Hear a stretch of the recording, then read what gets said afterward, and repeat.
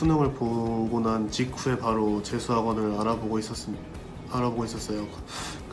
그때부터 저희 부모님들은 일단 부모님 세대부터 종로학원의 명성이 이 종로학원이 되게 유명한 학원이었기 때문에, 그리고 굉장히 아웃풋이 좋기로 유명했었기 때문에 지금까지도 굉장히 신뢰를 하고 계셔서 저희 부모님은 바로 종로학원에 다니는 거 어떠니 하면서 종로학원에 다니기를 희망하셨고요. 그리고 선배들도 제 환일고를 나왔는데 저희 학교 선배들이 굉장히 종로학원을 많이 선택하고 재수를 하셨는데, 선배들이 거의 제가 아는 선배들 거의 다 4, 5등급 정도 성적이었었는데 수능 현역 때, 근데 재수를 종로학원에서 하고 나서 거의 서울권에 가셨더라고요, 대부분. 그래서 이 학원에 다니면 나도 이제 서울권 대학에 다닐 수 있겠구나 하면서 이 종로학원을 선택하게 되었습니다.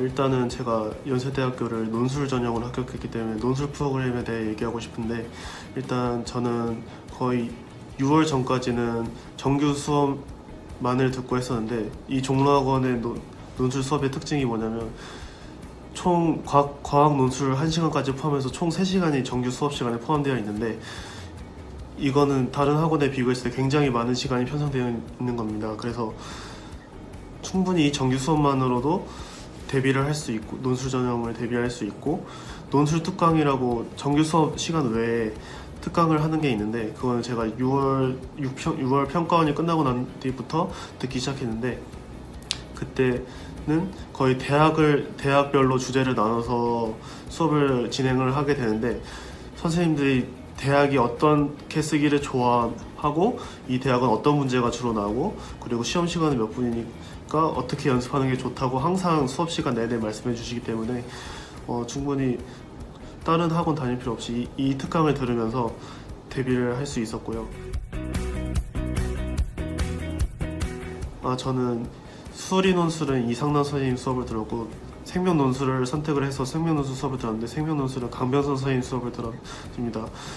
강변선 선생님이랑 이상남 선생님이 특히 잘 챙겨주시고, 그리고 수업도 굉장히 분석도 굉장히 많이 해주시면 대학별로 굉장히 분석을 많이 해주셔서 그게 제일 도움이 됐습니다.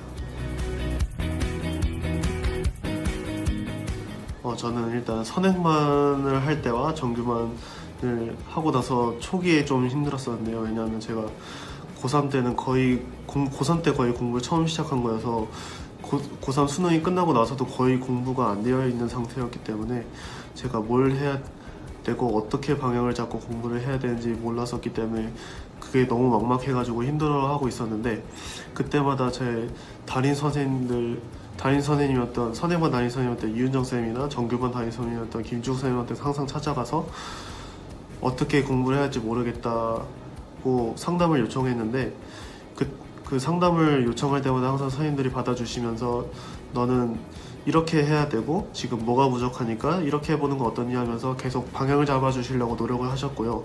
특히 국어 같은 과목의 경우도 국어 선생님들이 항상 어떻게 공부해야 되고 어떻게 기출을 활용해야 되고 어떻게 분석해야 되는지까지 다 알려주셔서 국어 과목은 확실히 자신감이 생기면서 개념도 확실히 잡았고, 그 다음에 실력도 많이 오를 수 있었고요. 그 다음에 제가 원래 고3 때는 생1을 했었는데 재수하면서 생2를 선택해서 바꾸게 되었는데, 생2도 내용이 생1과 완전히 다르다 보니까 어떻게 공부해야 할지도 막막했었는데, 양강대 선생님한테 찾아가서 항상 물어봤거든요. 제가 이것도 잘 모르겠는데 어떻게 공부하면 되나요? 이런 식으로 항상 물어봤었는데, 양 선생님이 그 문제 같은 거를 항상 주시면서 이걸 풀면서 개념 공부를 하고 기출은 어떻게 풀고 하면은 시간이 단축될 거고 하는 식으로 굉장히 팁들을 많이 주셔서 그걸로 생2도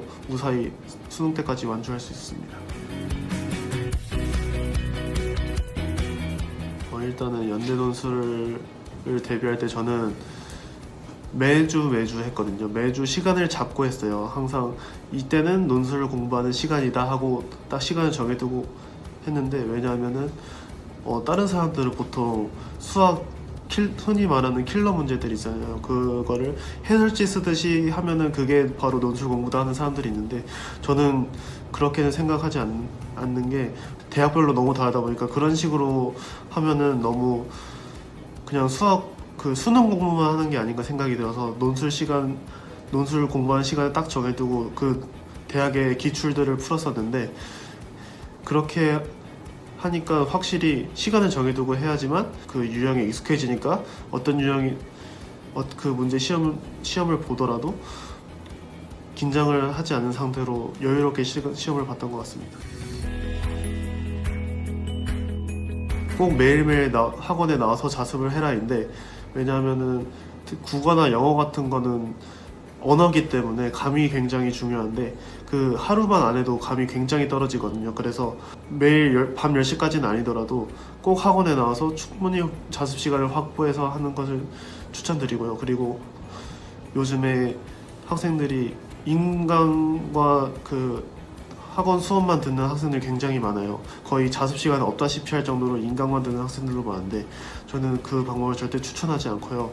왜냐하면은 인강만 듣는다고 제 것이 되지도 않고, 문제 풀 때 그게 적용되지도 않기 때문에 항상 그걸 제 것으로 만들고 문제에 활용하도록 노력하는 시간이 되게 중요한 건데, 그런 거 없이 하다 보니까 성적이 오르지 않는 학생도, 제 친구들도 많았거든요. 그래서 저는 항상 그 공부를 할 때 자습 시간을 최소한 수업이나 인강 대 자습 시간의 비율을 항상 1대1, 최소한 1대1 정도 맞추려고 노력했습니다. 그래서 후배들도 항상 그 자습 시간을 확보를 해서 공부를 했으면 좋겠다는 생각이 듭니다.